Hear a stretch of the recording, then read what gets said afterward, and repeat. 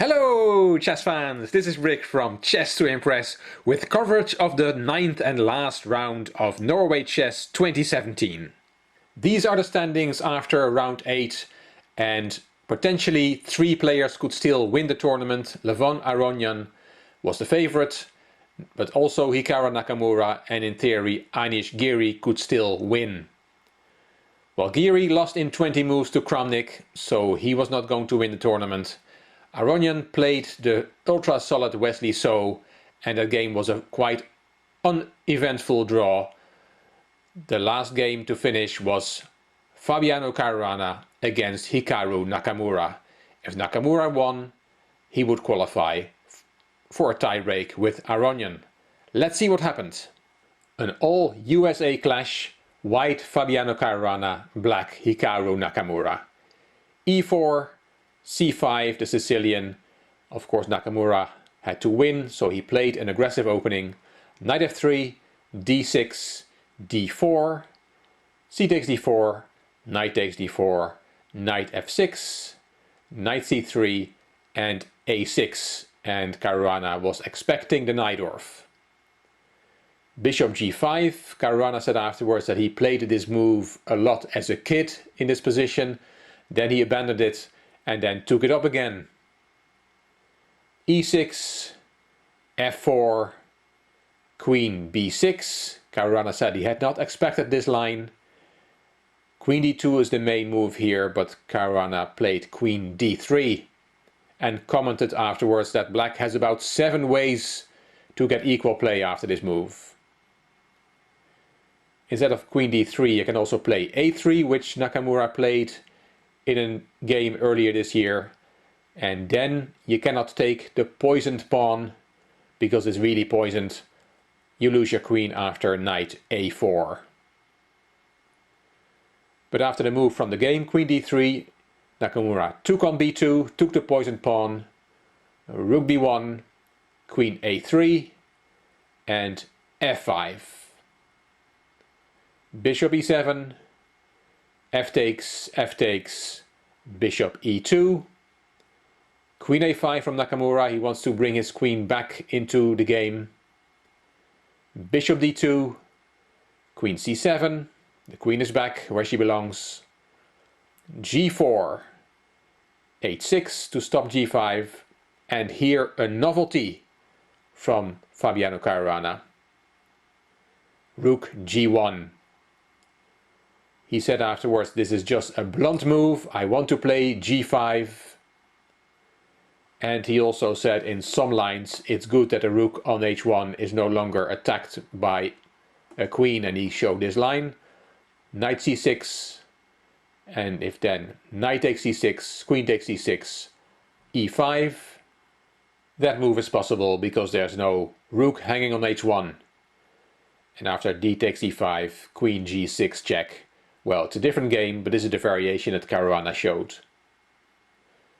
Back to the game, rook g1, the novelty from Caruana, bishop d7 from Nakamura, g5 as planned, take, and now Caruana said he was certain that Nakamura would have played rook g8 or rook h7 here. Instead, he played knight c6, and this was a very important moment in the game. Caruana said that he had analyzed this. He had not repeated his analysis before the game, but he could remember it. And he remembered that his notes said about this move that nobody will ever go for knight c6, as there's a very important move you have to find 8 moves later. And we'll get to that. I'll show you that. So here he thought either Nakamura had prepared it himself, had analyzed this, or that he had just missed that this was going to be bad for him. Caruana took on g7, castling queenside, and here a strong piece sacrifice from Caruana. Knight c b5. He also looked at queen takes a6, which looks very spectacular. He said it is cute, but it doesn't work. You cannot take that queen, because then bishop takes a6 check, and queen b7 is the only legal move after which you lose your queen. And white is winning. But after queen takes a6, black does not take the queen but plays knight takes d4 and has no problems. So instead of that queen takes a6 fancy move, Caruana played another fancy move, knight cb5, a very strong piece sacrifice. Nakamura took, knight takes b5, and here you cannot play queen b8, because then there is rook takes e7, knight takes e7, knight takes d6 check, very strong, and if you then play king c7, there is bishop f4, and this is horrible for black. White is easily winning here. So after 20 knight takes b5, Nakamura played the forced move knight e5, and the queens come off the board. Knight takes c7, knight takes d3 check, c takes, and here Nakamura played knight g8, which was, as Caruana put it, a very welcome surprise. It's a bad move, and obviously this is not how you should play this. But he understood that Nakamura didn't see anything better. If he would have played king takes c7, then rook takes e7, and white is a solid pawn up. What Nakamura should have played was rook takes h2, and then Caruana showed the following variation: rook c1, rook h1 check, bishop interposes, king b8, and rook takes e7, and now the move that Nakamura should have foreseen 8 moves ago is the only move that saves black, rook f8. The point of this move is that you're going to create counterplay against the bishop on f1. As Nigel Short, Grandmaster Nigel Short in the broadcast put it, it's white to move and he is a piece up. It is ridiculous to see this from several moves ago. This is so difficult. But after rook f8 the game is equal. Let's have a look. Together with Caruana he showed this variation. He said knight takes e6 is a draw. And he showed that he cannot play king e2 instead of knight takes e6, because then knight g4, and if you take that bishop, then you get checkmated. Rook f2 check, king d1, knight e3 check, bishop takes e3, and rook h takes f1 is checkmate. So after rook f8, he said white has to play knight takes e6, then bishop takes e6, rook takes e6, and knight g4 wins the piece back. You cannot play king e2 to try and keep the bishop on f1, because then you get checkmated in the same way that we just saw.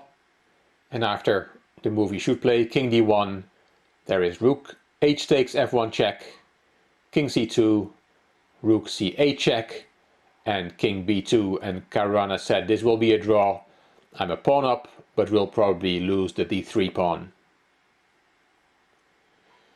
This is a very difficult, complicated variation, and this is what Nakamura should have foreseen when he went for 17 knight c6, but that's too much to expect even from a super grandmaster like him. Let's go back to the game.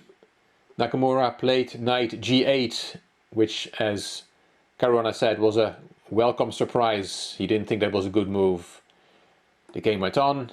Knight a8, king b8, knight b6, bishop c6, bishop f4, e5, bishop back to g3, bishop f6, hitting the rook, rook f7, bishop e8, hitting the rook, rook f8, and here Caruana commented, black's pieces are awful, I'm just going to start attacking his king. And indeed, if you look at black's army, it's not a pretty picture. Most of his pieces on the back rank, and no coordination between the pieces. Nakamura played bishop g7, the rook went back to f2, knight e7, and bishop g4. Here Caruana said, I thought the game is already over. His position is in complete disorder. Knight c6, rook fb2, knight d4, knight d5, b5, and a4 from Caruana. As he said, here it also must have dawned on Nakamura that there's nothing to do. Bishop h6, a takes b5, that's now 2 pawns up for white. Rook g8, h3, protecting the bishop. King b7, knight e7, rook f8, knight c6. You cannot take that knight with your knight, because then b takes c6 check, king takes e6, and rook c2 is a very nice checkmate. So Nakamura took with the bishop, b takes c6 check, king takes, and bishop f2, very strong move. The threat is to take on d4, after which rook c2 mate will be possible. Nakamura saw nothing better than give an exchange here. Rook takes f2, king takes f2, rook f8 check. The 40th move was reached. Both players got 15 minutes extra on the clock. King g2 from Caruana, bishop e3, rook b8, those rooks were swapped, and white is in exchange and a pawn up. But Nakamura played on. d5, rook c8 check, king d6, rook d8 check, king e7, rook d7 check, king f6, e takes d5. Caruana was asked after the game if he was irritated that Nakamura played on in a totally lost position. Normally at Grandmaster level, this type of position is not played on. Also, Nakamura took quite a bit of time over his moves, and Caruana said, well, he wasn't really thinking about the position, he was more thinking about what had happened earlier in the game. And yes, he said he was slightly irritated. e4 from Nakamura, giving away that pawn.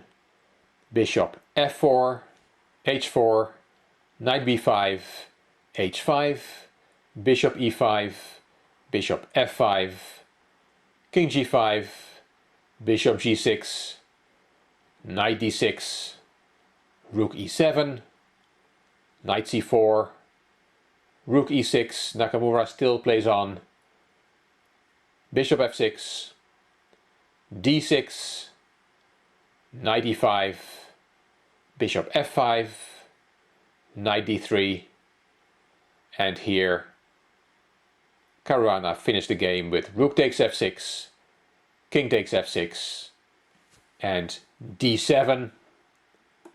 3 pawns up, but Nakamura still played on.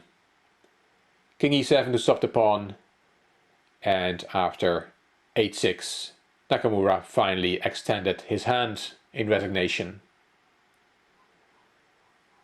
The win is very simple. Black can stop the h-pawn with knight e5, h7, knight f7, but then white brings his king closer, king g3, and will win very easily. Disappointment for Nakamura, who had the lead most of the tournament. It's always horrible to lose the last game of a tournament, and Caruana had a mediocre event, but he must have been very happy with this win in the last round. The results from round 9. Anand Carlsen was a draw. We saw Caruana defeat Nakamura. We also know that So and Aronian made a draw. I told you that Kramnik beat Giri in 20 moves, and Karyakin Vashela-Graf was a draw. The final standings. Levon Aronian from Armenia wins this strongest tournament of 2017 with a wonderful score of +3, 6 out of 9. Nakamura and Kramnik share second place with on +1, 3 players on 50%, Caruana, So and Giri. Half a point behind Anand, Carlsen and Vachier Lagrave, and Sergei Karyakin, last year's challenger for the world title, finishes in bottom place on -2. A smiling Levon Aronian here with Nigel Short. He had reason to smile. He played a wonderful tournament, played fantastic games, and I was happy to show you some of them over the course of the last 9 days. Hope you enjoyed the coverage of Norway Chess 2017 and that you liked this last video. If you did, please give it a thumbs up, please subscribe to the Chess to Impress channel. I'm looking forward to your comments, and if you liked the video, it would be great if you could share it on YouTube. In the description box there is the link to my other channel, Chess to Progress, and also to the playlist of Norway Chess 2017. This is Rick from Chess to Impress. Thank you very much for watching.